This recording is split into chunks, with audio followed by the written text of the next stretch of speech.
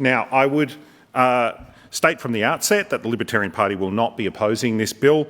It does some good things. It removes some of the red tape and allows a digital transformation of Service Victoria, and we do not object to removing red tape or getting better value for taxpayers in delivery of government services. However, like all technology, these things are a double-edged sword. You know, if you have a hammer, it can be used to build a house or hit someone over the head. If you use fire, another technology, you can use it to cook your dinner or keep warm, or you can use it to burn down a tobacco shop.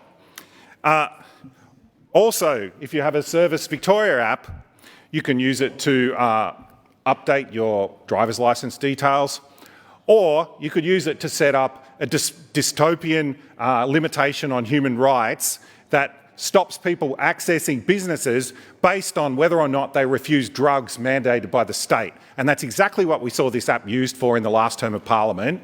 The vaccine passport was one of the most shameful periods in this state's history, where we mandated what access, the right to freedom of movement, whether or not they can access buildings, whether or not they can enter government buildings, private businesses, based on this spurious notion of whether or not they decided to have vaccines mandated by the state. I hope that this sort of thing never ever happens again. The only reason it was able to happen during the pandemic is because of the emergency powers that were enacted at the time, and all of these pre the pandemic bill, these human rights assessments, which were supposedly happening, were never released to the public. Which I've spoken about at length many times about these human rights violations.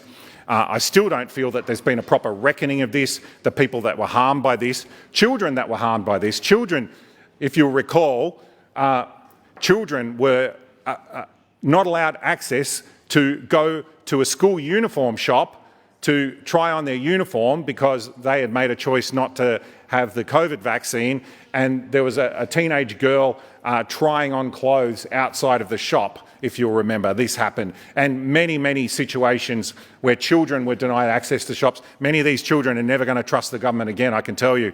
And this was a shocking application of this type of technology. And it is absolutely imperative, and I will do everything that I can while I'm a member of this Parliament to make sure that any of these apps are actually taking into account the Charter of Human Rights and Responsibilities in Victoria, and that human rights are respected, and that we're using these technologies for good rather than evil like we saw during the last term.